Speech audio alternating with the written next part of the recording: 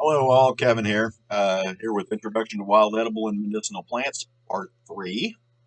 I'd like to welcome you all to the presentation. I'm actually terrible at looking right at the camera, so if I look like I'm looking off into the distance, I might be. Today I'd like to talk about using your plant guides. I don't know what plant guides you have, so quite frankly, we're just going to have to use an example book. So you're going to have to look in the plant guides you have and take a look at how they're laid out. But I'm going to talk about today. I'm going to talk about the Petersons Field Guide to Edible Wild Plants, and I'm going to show you a little bit how it's laid out. And you can look in your own plant book and see how it goes. Here's one word of caution.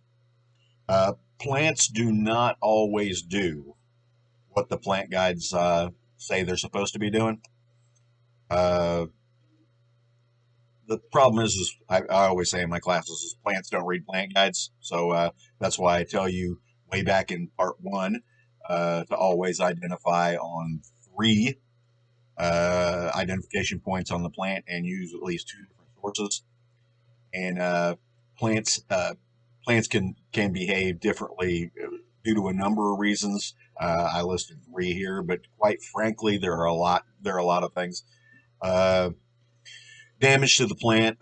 Back when I was working with master gardeners all the time, we'd have to go to people's houses and farms and things like that, and look at plants that they thought were thick. And sometimes it was root damage or bark damage to a tree, or it could be just a number of things. It could be soil compaction. It could be so many things that cause a plant to behave in a way that it's not supposed to, or according to the plant guides. Nutrient deficiencies always, or also can play a factor in that. For example, if there are certain uh, nutrient deficiencies, say the words, a plant can be discolored, or the leaves can grow in a manner that the books don't say that they're supposed to grow in.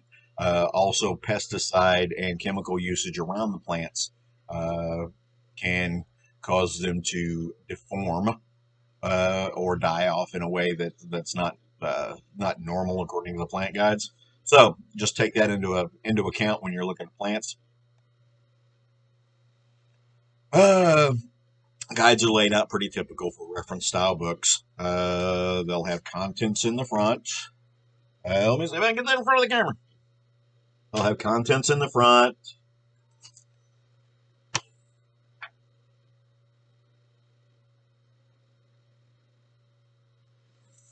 And index in the back.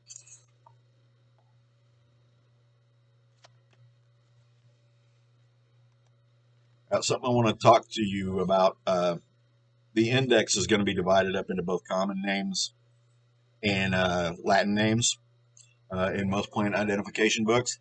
And the problem with common names are this. Let's take horseweed, for example. In my area of the country, horseweed is giant ragweed. That's what everybody calls giant ragweed around here. There are at least 7 or 8 other plants that, according to different regions of the country you go to, they call them horseweed or some variation of the word horseweed. All right, so common names are not common. All right. Uh, the plant community uses Latin names, and the reason for that is pretty simple. Latin is a dead language. It's not spoke conversationally anywhere in the world. There's no word for laptop computer in Latin. Latin's a dead language. So really, Latin names are really the common names, because a Latin name is the same all over the world in the plant community. You can go to Greece and say the Latin name. You can go to Germany and say the Latin name. You can say here in America and say the Latin name for any plant that you're looking at, and it will be the same the world over. All right, I'm going to talk about the Petersons guide. Like I said, glare. I want to talk about the way the content in this book is laid out. All right. If you can see that, you will see it goes through a little bit of forward on the book, or a little bit of general information for the book about how to use the book and so on and so forth. But where I want you to look is down there where it says flowering plants, woody plants, miscellaneous plants. So let's say you are out in the spring. You don't know what a plant is that you found. All right. Oh, I got ahead of myself. I'm supposed to talk to you about the index layout, which I already said. But we'll talk about that real quick and go back to our example. All right. As you can see, there are both Latin names and common names in there. If you look over where it says sea lettuce, sea purslane, sea rocket, and then the next name is Psidium purpureum, which is a Latin name, and that will take you to various parts in the book. All right, but you'll have both common names and Latin names, like I said earlier. Back to the example that I actually got ahead of myself on. So we're actually going to talk about how to use the book in a real-world environment. Let's say you're out in the springtime or in the summertime and you find a flowering plant that you don't know what it is. Okay? The way the Petersons guide is laid out, it talks about flowering plants, and it goes through by the bloom color, is how they have this divided up. There are white flowers. There are yellow flowers.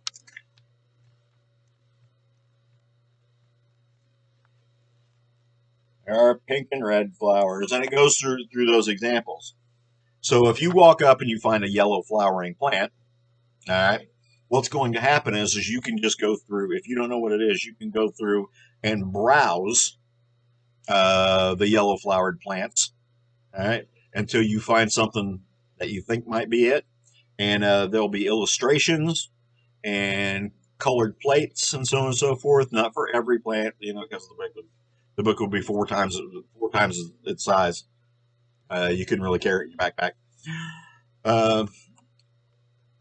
If they had an example for every single plant in there, but that would give you a basis or a starting point for your identification of that plant. And remember, back in part one, I told you I wanted you to have two identification guides or sources. So, but that's probably enough about that. I think you guys can understand looking something up by the flower color. Now you can also do that by it's divided up in here. It has woody plants, and those are all divided up by the type of leaves that the plant has. And then it gets into some miscellaneous plants like seaweeds and seagrasses and so on and so forth. But that's basically probably enough to get you started on your plant identification guides. As you can see, I've got a little reading list up here. This is not all inclusive. I've got hundreds of books. But Petersons Field guides are a great place to start. The Forager's Harvest is a great book by Samuel Thayer, and Botany in a Day by Thomas J. L. Pell. I actually looked at the book to see what his name was. So those three good starter books for you. Now you can look online and find various guides just for your area. I saw a great book. I saw several great books when I was down in Kentucky not too long ago, just for Kentucky. So those are always a great place to start, the guides for your area. All right. And these three that I've got listed here. And as always, thanks for watching. Thanks for your views. Thanks for your support. Stay tuned for part number 4. Thanks and have a great day.